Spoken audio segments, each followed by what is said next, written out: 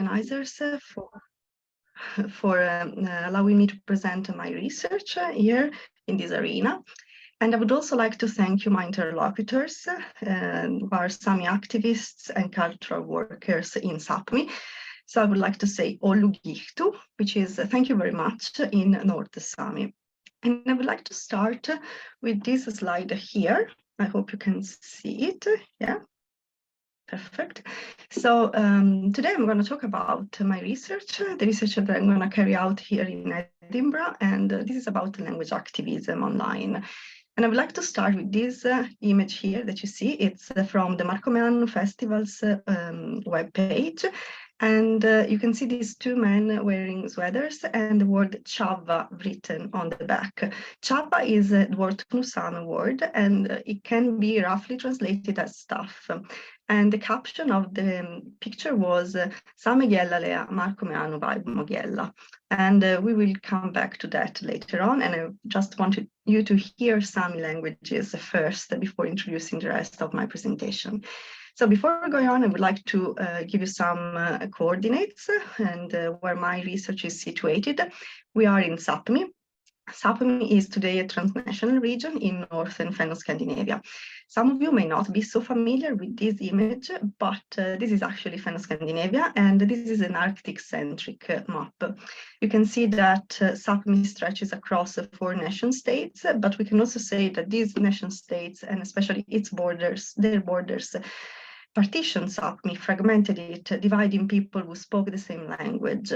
Sami languages are Ugro-Finnic languages, and historical sources tell us that there were at least 9-10 Sami languages, of which today only North Sami, the one in yellow, is still spoken by more than a few thousand people.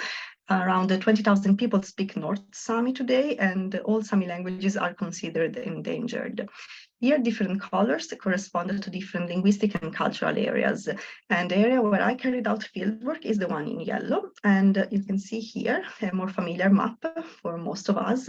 This is where my fieldwork took place between 2018 and 2021, and it was during my PhD.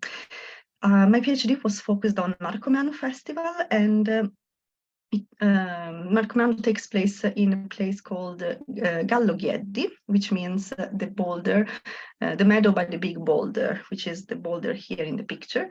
And it's in this area here called the Stornjarga, the big peninsula. We are not far from the Lofoten, for those of you who are a bit familiar with the area. And Gallogieddi is interesting because it's also positioned on the border between 2 counties in Norway and very close to the Swedish-Norwegian border. Of course, these are colonial borders, so we have to bear in mind that for the Sami people, this was not a border area at all. So, in order to understand the importance that media today have in Sápmi for language activism, we have to look at the recent history of Sami people. Sami people have been subjected to cultural assimilation by the nation states, and this state-enforced linguistic and cultural assimilation had awful consequences for Sami languages and also for Sami people themselves, because their culture and language were heavily stigmatized. In the 1930s, 40s, and 50s, assimilation policies meant that Sami children were taken away from their families, put in boarding schools, and they were forced to speak only the hegemonic language, in Norway, of course, Norwegian. This was in line with the idea of one language, one nation, one people, and the Sami didn't really fit in this pattern. So Sami children were forced to learn the language of the oppressor, and many of them didn't remember Sami later on in life. And since the 1940s, actually, parents decided to teach their children the hegemonic language in order to shelter them from the harsh stigmatization of Sami people. This led to a language shift, which today resulted in the majority of Sami people don't speaking the language. But in the recent decades, activism has risen, and linguistic activists have engaged in different forms of language activism, and media platforms have proved crucial for this.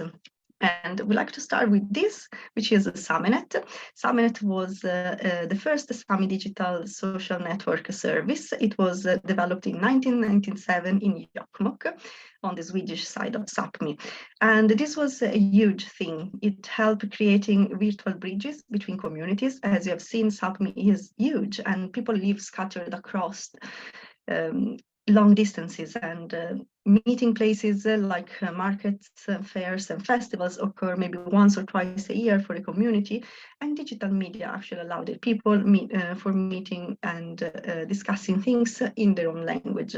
Here you can see that the SamiNet was available in different languages, reflecting the linguistic diversity of Sami people. So besides the three first that are Sami languages, the website was also available in Swedish, Finnish, and in English. We have also to say that Swedish and Norwegian are almost mutually intelligible, so that also allows the Norwegian speakers to access the website, of course, also English. So this was important also for distant learning, because as I mentioned, the Sápmi is huge and people scattered across didn't always have access to higher education, especially in Sami. This was the first social media in Sápmi. It was made by a Sami person, and it actually attracted a lot of attention from from Sami speakers.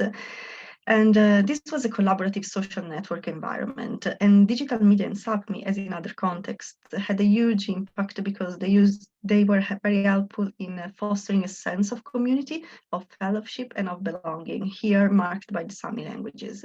These were digital places that supported already existing cultural interactions. They were also a sort of enhancement of offline communities and safe spaces for language users and learners.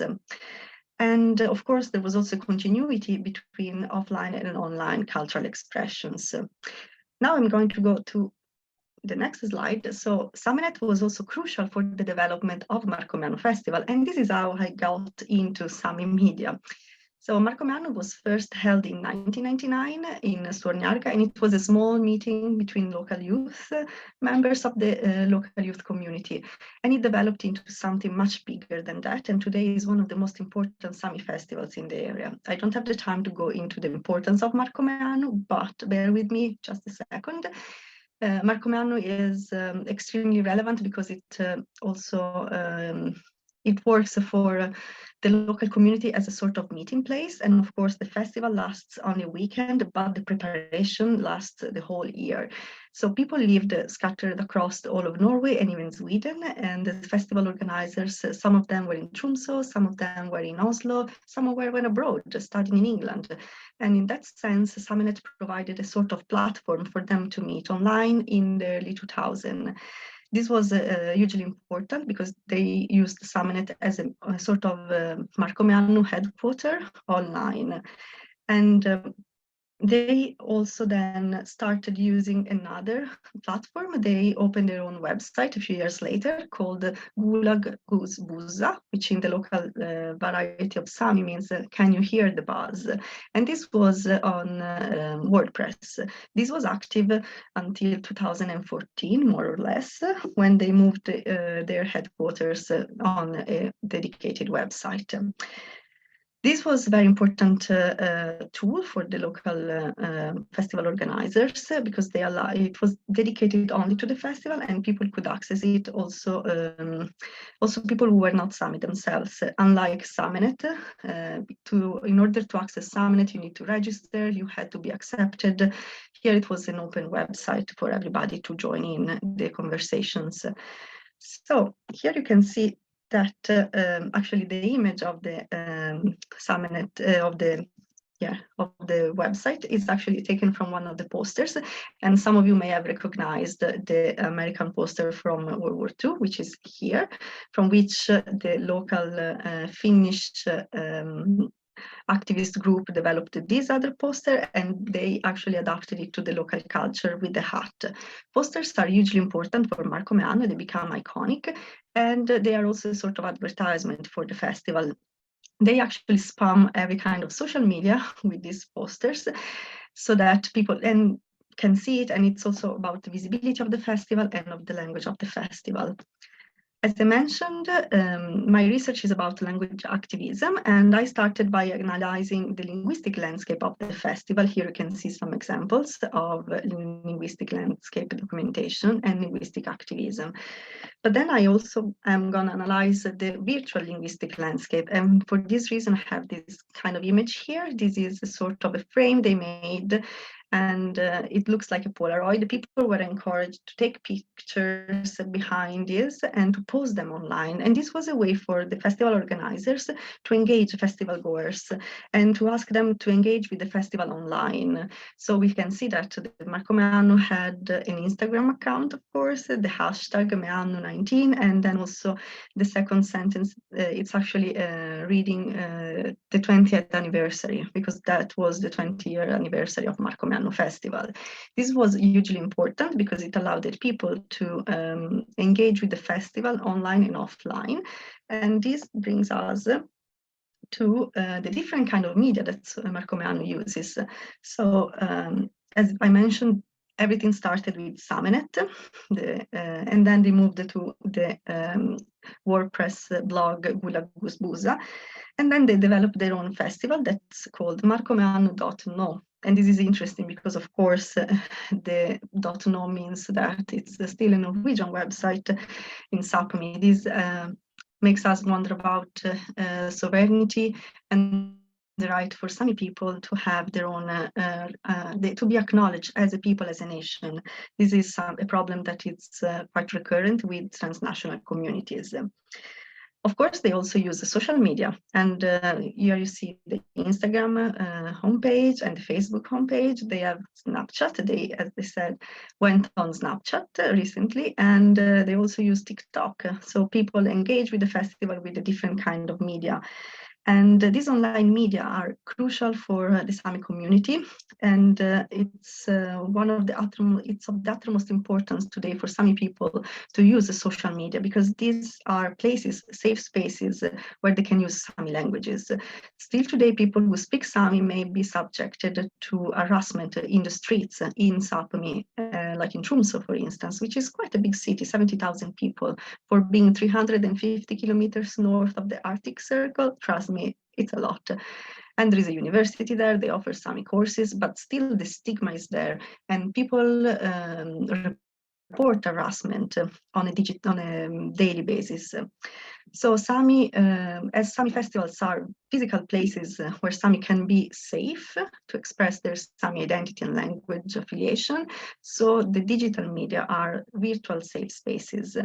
These are Sami-speaking virtual environments where the heritage language can be spoken, can be heard, and where people can try and learn new words every day.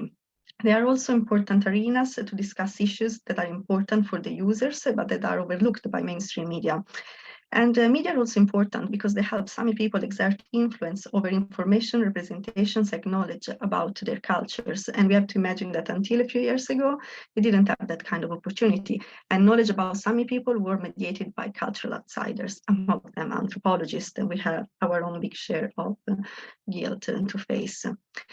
Here you can see the image from the first slide and the text that actually accompanied the image. And what it says is that the Sami language is Márkomeannu's heart language.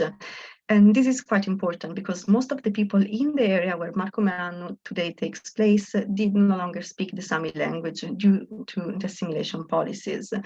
Now the language shift is kind of being reversed by local activists, and social media are playing a huge role in that.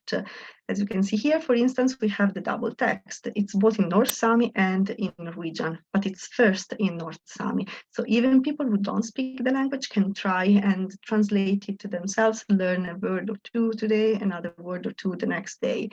And they also have this kind of attitude that the Sami language is worth being spoken, it's worth being showed online, and it can be a modern language. And this is all about the kind of contraposition between the idea of the Sami being not a modern people, a primitive people. This is still something that many believe in Norway, that Sami are not compatible with modernity. And this is kind of a way for them to show that it's definitely not the case. And it's even more so if we think of the 2018 edition of Márkomeannu, which was actually set into 21st 18. It was a sci fiction concept, and they used social media to actually share the content online. They had videos on Facebook, YouTube, Instagram, and they actually used the media as a sort of advertisement campaign for the festival. Social media are also important, and here you can see what I meant when I said that also activism takes place online. They, in 2017, I think, asked the two artists to take control of the social media accounts of the festival and use them as artistic platforms. So with this, I would like to thank you all for your attention. So Ollu Gihtu, and I hope that I was able to convey a bit of what my interlocutors allowed me to peek into. So Ollu Gihtu.